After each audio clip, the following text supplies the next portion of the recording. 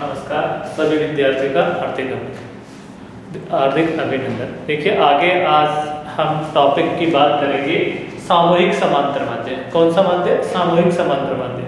देखिए chapter number 9 था, lengthy chapter था, काफ़ी क्वेश्चंस हो गए, 92 तक अपने क्वेश्चन कंप्लीट हो गए। उसके बाद देखिए 92 के बाद आपको क्वेश्चन नंबर 93, 94, 95, 96, 97 और 98।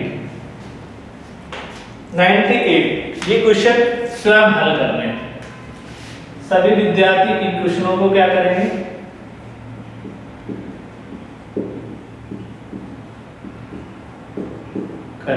स्वयं हल करेंगे। क्लियर होगी बात? आप हल करेंगे तो आपको आसानी से क्वेश्चंस आ जाएंगे। अब हम बात करते हैं आगे। नेक्स्ट क्वेश्चन नंबर है 99। 99 नंबर का क्वेश्चन देखिए।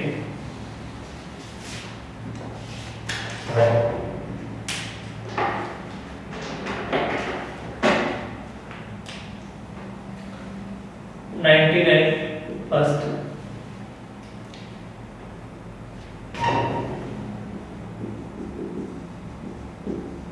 सांख्यिकी के 3 प्राध्यापकों के 3 प्राध्यापकों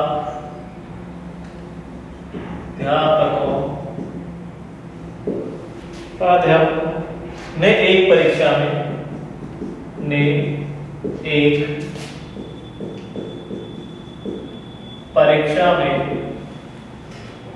अपनी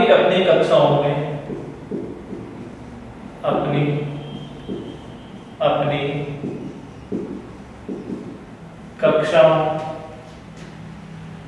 के औसत अपनी कक्षाओं के औसत प्राप्तांक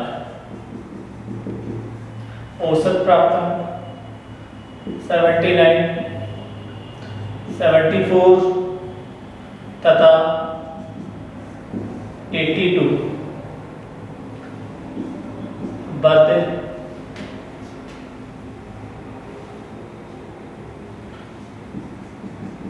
लाई, जिनमें क्रमशः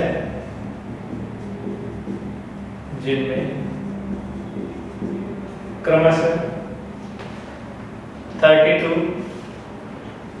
25 तथा 17 विद्यार्थी थे।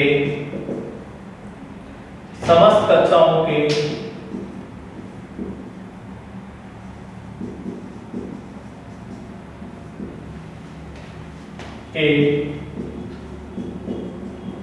औसत प्राप्तांक का निर्धारण कीजिए। औसत प्राप्तांक का क्या करना है? निर्धारण करना है। देखिए फिर उसके बाद आपको सेकंड क्वेश्चन दे रखा है। Question number second 99। 30 बच्चों का औसत वजन, 30 बच्चों का औसत वजन 110 पाउंड है।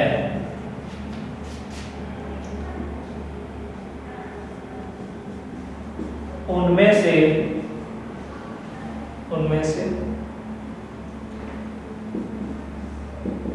10 बच्चों का औसत वजन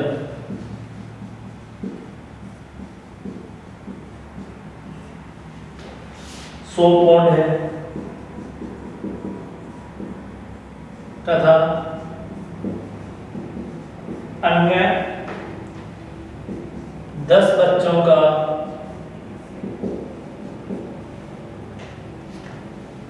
एक 125 पाउंड है। शेष बच्चों का औसत याद कीजिए। शेष बच्चों का औसत वजन ज्ञात कीजिए। नंबर 3,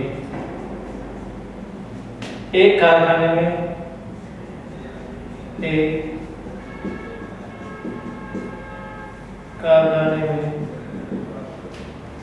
500 श्रमिक हैं।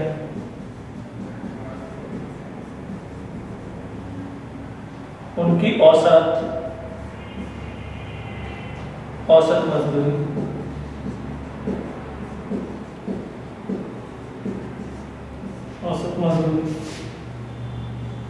240 रुपए है।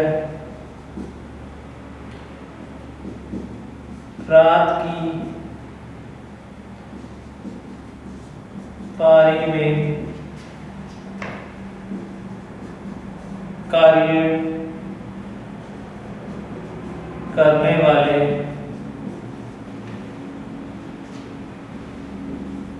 200 श्रमिकों की औसत मजदूरी 250 रुपए है। शेष 300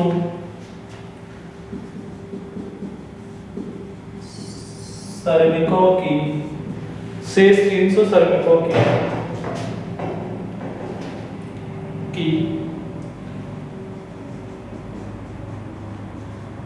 औसत मजदूरी ज्ञात कीजिए। देखिए, जो 99 नंबर का क्वेश्चन है उसमें 3 क्वेश्चन दे रखे हैं इन्होंने।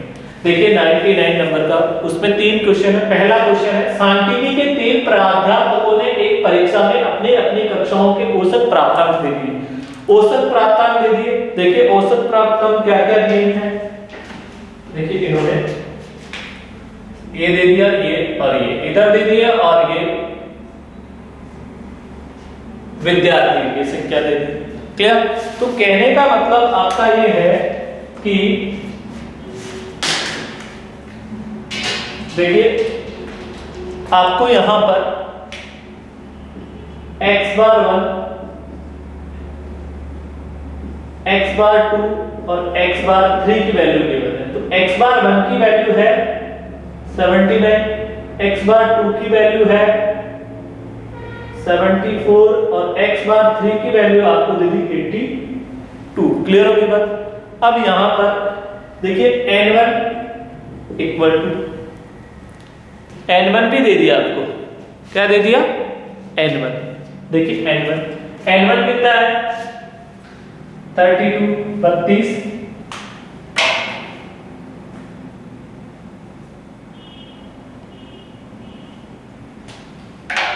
32 n2 25 और n3 इक्वल टू 17। कितने हैं? 17। तो देखिए यहां पर x bar 1 2 3 equal to x bar 1 n1 plus x bar 2 n2 plus x bar 3 n3 divide by n1 plus n2 plus n3। Clear हो गई बात? यह आपका कंबाइंड समांतर माध्य कंबाइंड रेंज कैलकुलेट करने का फॉर्मूला था। तो देखिए x बार 1 79 इंटू n1 32 बटा प्लस x बार 2 की वैल्यू है 74 और ये है 25 प्लस 82 और ये है 17। देखिए n1 कितना है? 32 प्लस 25 प्लस 17 इक्वल टू देखिए 79 इंटू 32।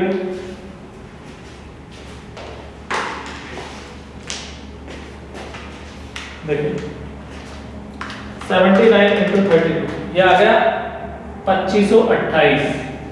क्लियर? अब इसको इससे मल्टीप्लाई करेंगे प्लस 74 इंटू 25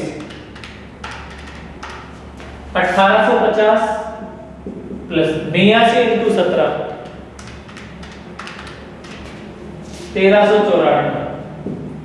इनका टोटल कर लीजिए 32 प्लस 25 प्लस 17 74 इक्वल टू देखिए 2528 प्लस 1850 प्लस 1394 प्लस देखिए 5772 डिवाइड बाई 74 78 आपका क्या आ जाएगा आंसर आ जाएगा। फर्स्ट वाले का जो कंबाइंड मीन है वो आएगा 78 आंसर। क्लियर हो गई बात। अब देखिए आपका जो 78 मार्क्स आपका कंबाइंड मीन आ जाएगा। देखिए क्वेश्चन नंबर जो 99 था उसका सेकंड पार्ट है। देखिए सेकंड पार्ट में यहां पे देखिए सेकंड पार्ट और सेकंड पार्ट में आपको बोल रहा है ये क्वेश्चन नंबर ये देखिए सेकंड में बोल रहा है कि 30 बच्चों का औसत वजन 110 पाउंड है। कितना है 110। उनमें से 10 बच्चों का औसत वजन है तो ये n1 ये x बार तथा अन्य 10 बच्चों का औसत कितना है 125 पाउंड है। तो शेष बच्चों का औसत वजन ज्ञात कीजिए। ये आपको शेष बच्चों का औसत वजन ज्ञात करना है। तो देखिए इसको किस प्रकार से करेंगे।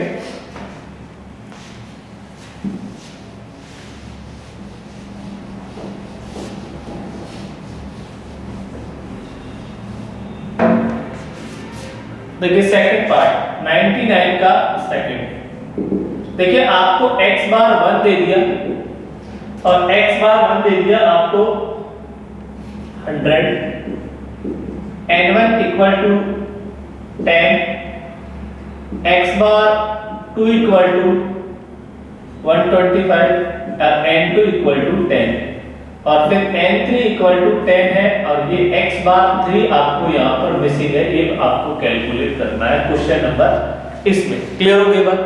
ठीक है अब देखिए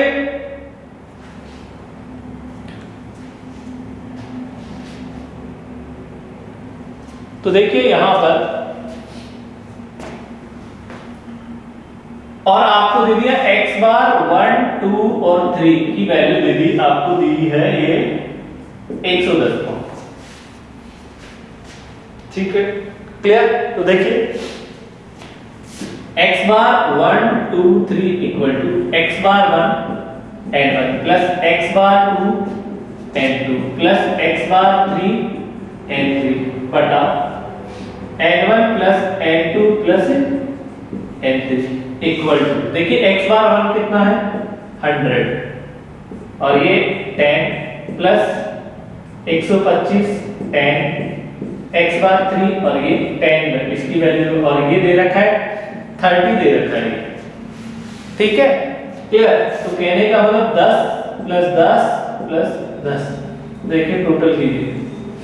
टोटल किया तो देखिए यहां पर ये आ गया 1000 प्लस 1250 प्लस x बार 310 और ये 30। क्लियर हो गई बात। अब देखिए यहां टोटल हो गया 2250 और ये आपको दे रखा है 110 तो ये आ गया 3300 equal to 2250 plus x bar 310। Clear हो गई बात। अब देखिए यहां पर ये 3300 minus 2250 equal to x bar 310 कितना बच गया देखिए 3300 में से 2250 घटा दीजिए 1050। क्लियर। तो देखिए x bar 3 equal to 1050 divide by 10 equal to 105 आपका आंसर रहेगा 105 पॉइंट्स। तो x बार 3 की वैल्यू परसेंट में कितनी आ जाएगी 105 पॉइंट्स आ जाएगी। अब देखिए हम बात करते हैं क्वेश्चन नंबर 3 कि एक कारखाने में 500 श्रमिक है। कितने श्रमिक है 500 श्रमिक है। उनकी औसत मजदूरी 240 रुपए तथा रात की पारी में कार्य करने वाले 200 श्रमिकों की मजदूरी 250 रुपए है। शेष 300 श्रमिकों की औसत मजदूरी ज्ञात कीजिए। क्लियर होगी बात? तो किस प्रकार से प्रश्न को हल करेंगे?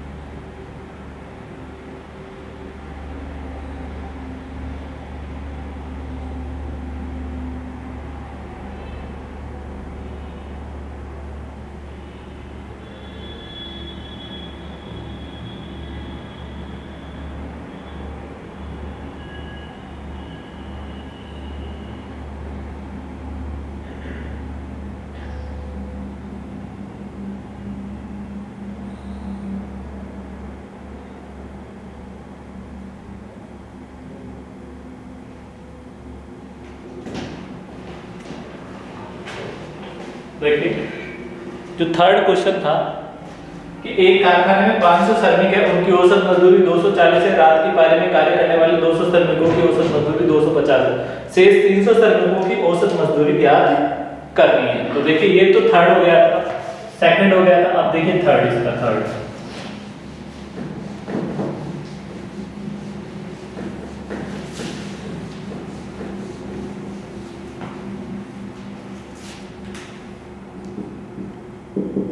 देखिए थर्ड 500 श्रमिक हैं, उनकी औसत मजदूरी 240 दे रखी है। तो इसका मतलब आपको x बार 12 दे दिया 240, ठीक है, और n1 plus n2 equal to आपको दे दिया ये है 500 श्रमिक। कितने श्रमिक है? 500 श्रमिक है। अब देखिए इन्होंने कहा रात की पारी में कार्य करने वाले 200 श्रमिक है ना, n1 कितने हैं? 200, उनका x1 आपको दे रखा है 250 रुपए। कितना? 250 रुपए। क्लियर होगी बात? अब देखिए शेष 300 श्रमिकों की औसत, फिर n2 इक्वल टू आपको 300 दे दिया, लेकिन x बार 2 इसकी वैल्यू आपको यहां पर क्या करनी है? कैलकुलेट करनी है। तो देखिए आपका फॉर्मूला था x bar 1 2 equal to x bar 1 n1 plus x bar 2 n2 divide by n1 plus n2। Clear होगी बात? अब देखिए यहां पर x बार 1 की वैल्यू है 250, ये 200, n1 का मान 200 दे रखा है, ये 250 x बार 1 है। अब देखिए यहां x बार 2 की वैल्यू कितनी है? नहीं है, ये अपने को कैलकुलेट करनी पड़ेगी x बार 2, और इसकी वैल्यू n2 की वैल्यू 300 दे रखी है। क्लियर? अब देखिए यहां पर ये n1 200 और ये कितना है? 300, और इसकी वैल्यू आपको दे दी ऑलरेडी कितनी? 240। तो देखिए यहां पर 240 इक्वल टू, इसको इससे मल्टीप्लाई किया 50,000 और plus x bar 2 300 divide by 500। ठीक है, अब इसको इससे मल्टीप्लाई कर लीजिए, तो 240 into 500 1,20,000 equal to 50,000 plus x bar 2। ठीक है, तो देखिए 1,20,000 minus 50,000 equal to x bar 2 300। तो देखिए ये बच गया 70,000। तो x bar 2 equal to 70,000 divide by 300।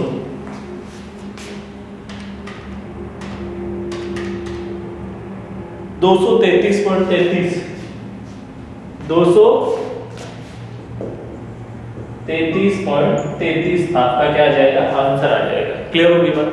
तो ये आपका क्वेश्चन नंबर कौन सा हो गया, क्वेश्चन नंबर 99 का थर्ड पार्ट आपका यहाँ पर कंप्लीट है। अब देखिए आगे नेक्स्ट क्वेश्चन देखिए 100 नंबर का क्वेश्चन।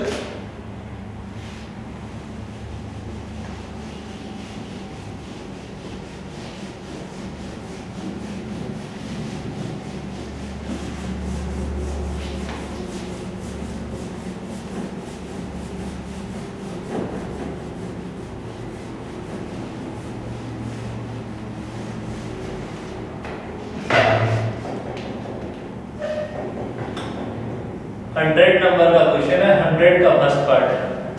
क्लियर? और फर्स्ट पार्ट इन्होंने कहा कि विभाग ए में 50 वस्तु बेची जाती है जिनका औसत मूल्य 30 सेंट है। विभाग ए में, विभाग एच में 75 वस्तुएं बेची जाती है जिनका औसत मूल्य 20 सेंट है। इसका मतलब है x बार 1 इक्वल टू आपको दे दिया 50 और देखिए n1 इक्वल टू 50 और x बार 1 इक्वल टू 30 और इधर दे दिया n2 इक्वल टू 75 और x बार 2 इक्वल टू 30। ये तो फर्स्ट है। सेकंड क्वेश्चन दे रखा है, देखिए सेकंड क्वेश्चन में बोल रहा है कि एक कंपनी के समस्त कर्मचारियों को दिए जाना वाला वार्षिक औसत वेतन, बोले x बार 1 2 इक्वल टू आपको वार्षिक औसत वेतन कितना है, 15,000 है।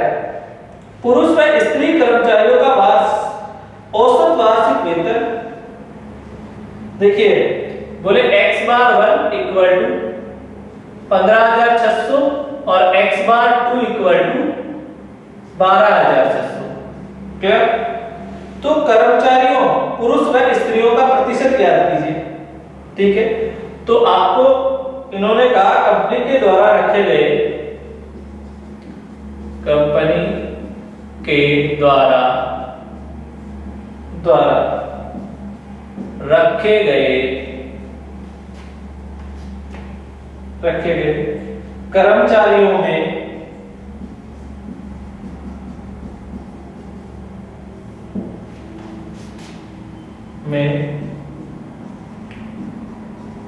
पुरुष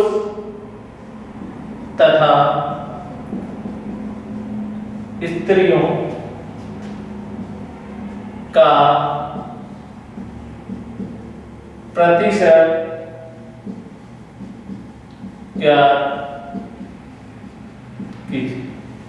क्या करना है, प्रतिशत ज्ञात करना। थर्ड नंबर पे दे रखा है आपको कि एक शहर में सोमवार से शनिवार तक की वर्षा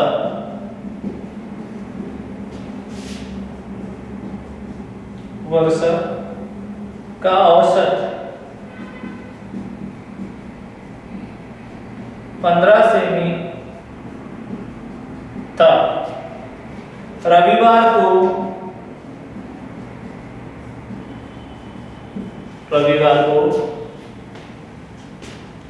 भारी वर्षा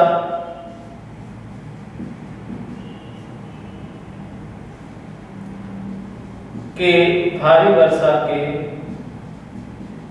कारण उस सप्ताह का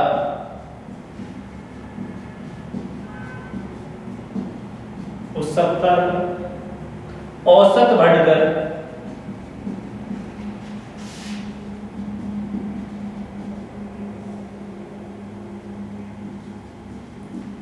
20 सेमी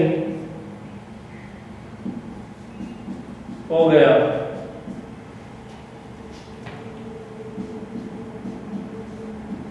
रविवार को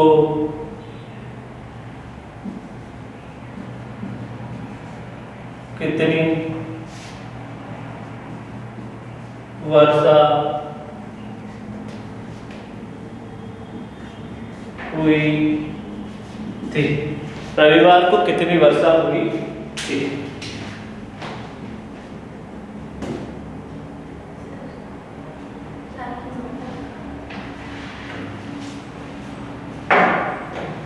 ठीक है, तो ये 3 क्वेश्चन दे रखे हैं आपके 100 नंबर के question. Question number 100,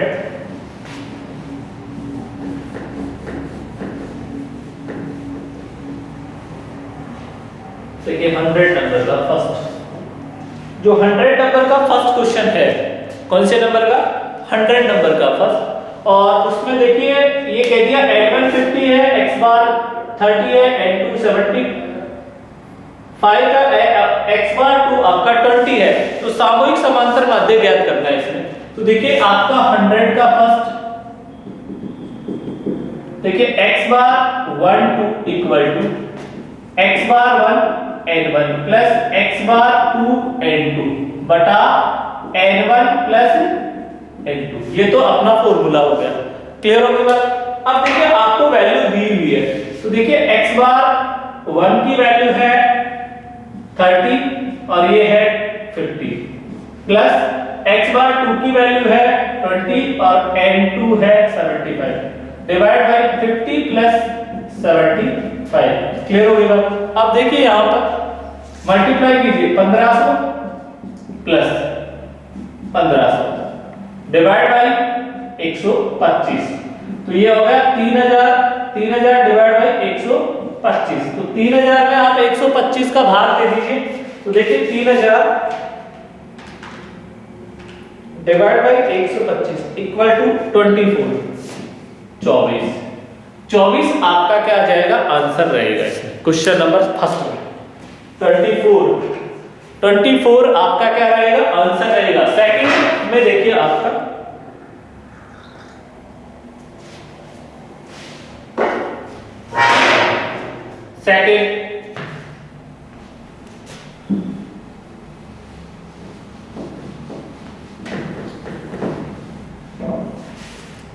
second part है। देखिए सेकंड पार्ट में क्या था?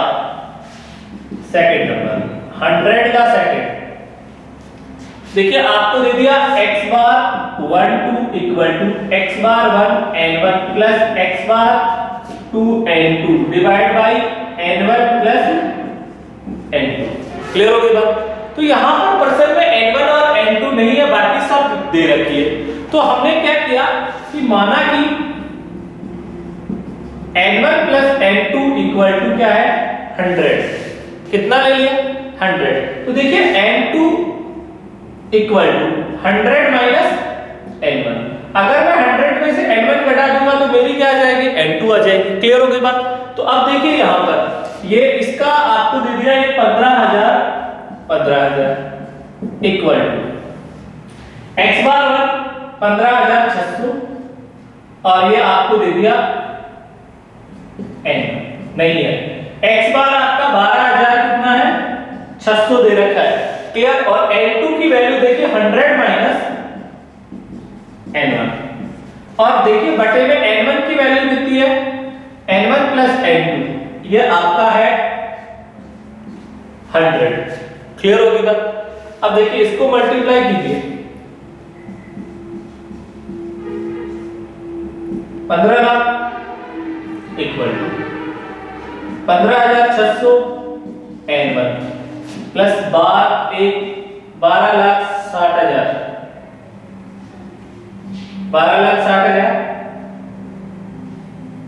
Minus 12,600 n1। क्लियर होगी बात? अब देखिए यहां पर 15,00,000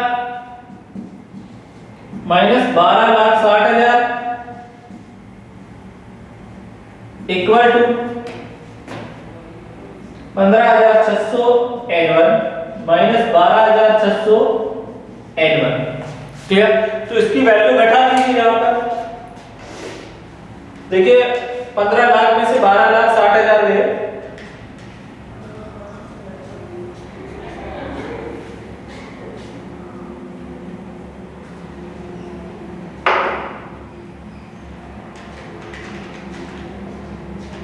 आपका 2,40,000 बच गया। कितना बचा? देखिए 2,40,000 इक्वल टू यह आपका आ जाएगा कितना? 3,000 N1। ठीक है, तो N1 equal to 2,40,000 divide by 3,000। तो 2,40,000 में 3,000 का डिवाइड कर दीजिए, तो ये आ गया 80%। N1 की वैल्यू कितनी आ गई? 80%। तो देखिए यहां पर N2 चाहिए आपको। क्लियर? देखिए N2 कैसे आएगा? N2 equal to 100 minus N1। अब N1 की वैल्यू कितनी आई आपकी? 80%। तो मैं N2 की वैल्यू मेरी 80% घटा दूं तो ये कितनी आ जाएगी? 20। तो कहने का मतलब आपका 20% और 80% है वो आपकी N1 और N2 की वैल्यू आ जाएगी। क्लियर हो गई बात? चले आगे। तो ये आपका क्वेश्चन नंबर 3 हो गया। अब देखिए आगे सेकंड क्वेश्चन हो गया 100 का। थर्ड है कि एक शहर में सोमवार से शनिवार तक, सोमवार से शनिवार कितने दिन होते हैं? 6 दिन होते हैं, और 6 दिन में औसत वर्षा 15 से भी होती है। औसत वर्षा तक की वर्षा का औसत था 15 से भी। रविवार को भारी वर्षा के कारण उस सप्ताह का औसत बढ़कर 20 से भी हो गया, तो रविवार को कितनी वर्षा हुई? तो देखिए इस प्रश्न को किस प्रकार से हल करेंगे।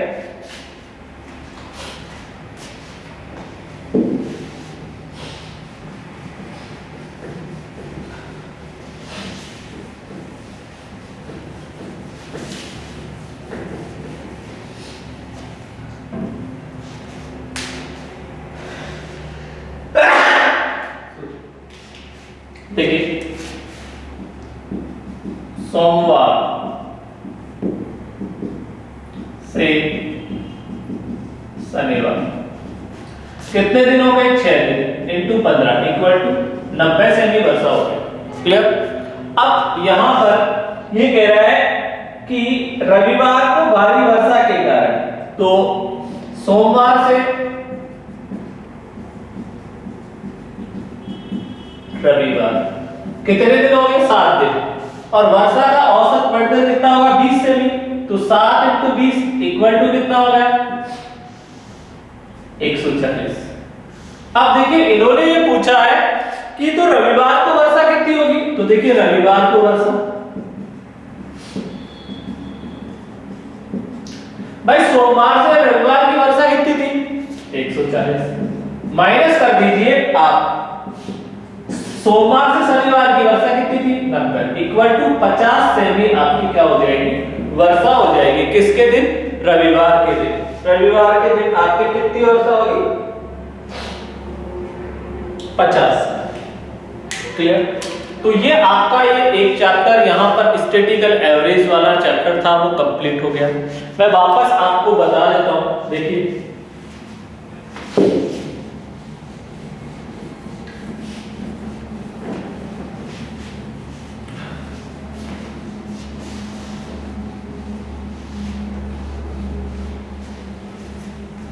देखिए सांख्यिकी माध्य वाला चैप्टर था ना, सांख्यिकी माध्य।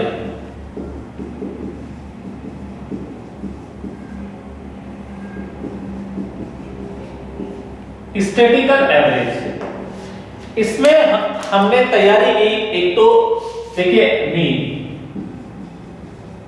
एक्स बार, क्लियर?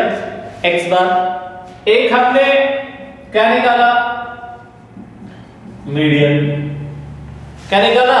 मीडियन। मीडियन की किससे नोट करते हैं? एम से। एक हमने क्या कैलकुलेट किया? मोड, और मोड को किससे नोट करते हैं? जेड से। एक हमने इसमें पढ़ा जीएम ज्योमेट्रिक में, एक हमने पढ़ा एचएम हार्मोनिक में। क्या पढ़ा? हार्मोनिक में। और एक हमने क्या इसमें तैयार किया? हमने इसमें तैयार किया था कंबाइंड में, कंबाइंड में। और कंबाइंड में एक्स बार 1 2 3 जो भी है, क्लियर होगी? ये चीजें हमने इस चैप्टर में तैयार की सांख्यिकी माध्य वाले, क्लियर होगी बात? अब एक बात ये भी है कि हमने जो एक्स बार पढ़ा था मीन, क्लियर, वो तो हमने केवल डायरेक्ट मेथड से ही किया था, क्लियर। तो मैं यहां पर डायरेक्ट आपको एग्जाम में अगर ऐसे कभी अगर पूछे तो ही डायरेक्ट पूछ ले कि डायरेक्ट मेथड से कीजिए, इनडायरेक्ट से, शॉर्टकट मेथड से हल कीजिए, स्टेप डेविएशन मेथड से, तो उनसे करना है। अगर कुछ नहीं बोल रहा है तो आप प्रश्न को हमेशा ही डायरेक्ट मेथड से हल कर दीजिए, क्लियर। अब मैं बता रहा हूं शॉर्टकट मेथड से प्रश्न को किस प्रकार से हल किया जाता है और स्टेप डेविएशन मेथड से किस प्रकार प्रश्न को हल किया जाता है, क्लियर होगी बात? तो वो चीजें आपको और बताया जा रहा है, क्लियर। तो ये यहां तक अपना यहां पर कंप्लीट हो गया था। ये मेरी कैलकुलेट कर लिया था मीडियम, बोर्ड, ज्योमेट्री में, हार्मोनिक में और कंबाइंड में, क्लियर होगी बात?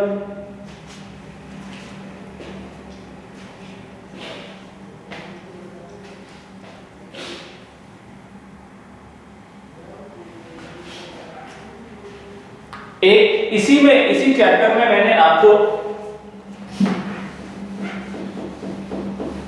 एक जेड का अलग फॉर्मूला दिखाया था।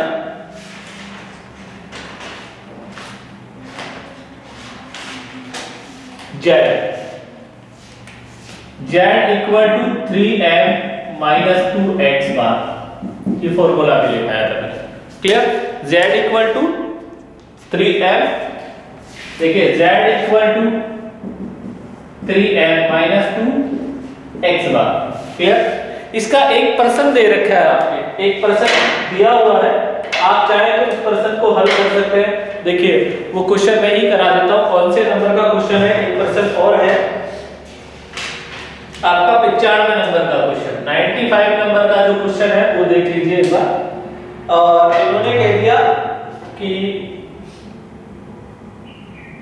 नंबर 1, नंबर 2 और नंबर 3, यहां पे कह दिया x bar equal to 24.6, z equal to 26.1।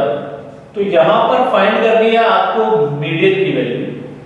फिर इन्होंने कह दिया m इक्वल टू 42.8 और z इक्वल टू 40। तो यहां पर आपको x बार कैलकुलेट करना है।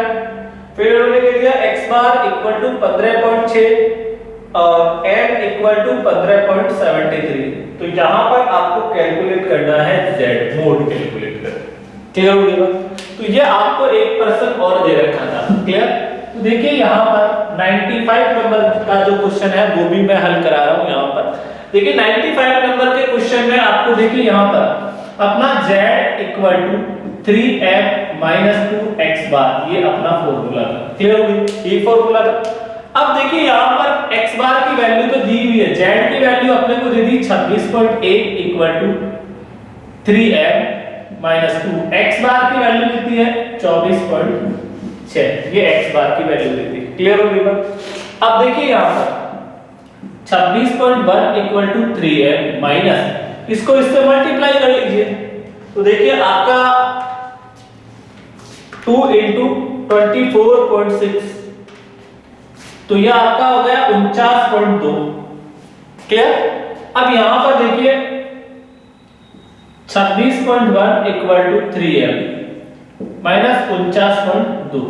तो देखिए 3m तो इधर है तो 26.1, मैं इसको लेके आया तो 49.2 इक्वल टू 3m, तो plus 26.1 equal to 75.3 equal to 3m। तो m equal to 75.3 divide by 3, 25.1 आपकी किसकी वैल्यू आ गई? m की वैल्यू आ जाएगी 95 नंबर का जो क्वेश्चन नंबर फर्स्ट है उसमें, क्लियर हो गई बात? तो ये इस प्रकार के क्वेश्चन भी आपको मैंने हल करा दिए। किस प्रकार से? अब देखिए यहाँ यहीं पर जो सेकंड पार्ट है, ये देखिए सेकंड पार्ट,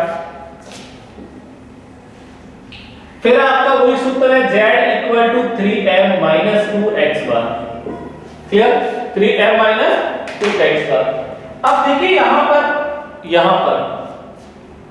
m की वैल्यू दे दी, z इक्वल टू 3, m की वैल्यू है 42.8 माइनस 2, x बार की वैल्यू आपको दे दी 40। कितनी दे दी? 40। ठीक है, तो z इक्वल टू 3 इंटू देखिए 42.8 128.4 माइनस 80। क्लियर हो गई बात? अब देखिए z इक्वल टू 48.4, तो 48 मोड की वैल्यू कितनी आ जाएगी? 48.4 आ जाएगी। हाँ, z ओ x बार पूछा है, देखिए x बार पूछा है, गलत हो गया क्वेश्चन। क्वेश्चन नंबर सेकंड है, m 42.8 है, z की वैल्यू यहाँ पर 40 है और ये आपका 2x बार आ गया। ठीक, तो देखिए 40 equal to 42.8 into 3 128.4 minus 2x bar. ठीक है, अब देखिए यहां पर 2x bar equal to 128.4 minus 40, तो 2x बार इक्वल टू 128.4 में से 40 घटा दीजिए, तो देखिए आपका 128.4 minus 40 88.4, x bar equal to 88.4 divide by 2 44.2 आपका फाइनल आंसर रहेगा। किसका? x बार का। अब यहां पर देख लीजिए, यहां पर z कैलकुलेट करना है, तो z equal to third number में, ठीक है, तो z equal to 3m minus 2x bar.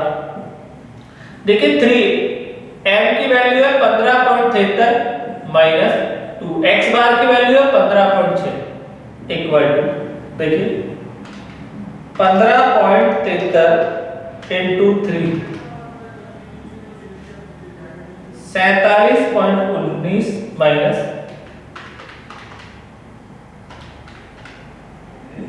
31.2,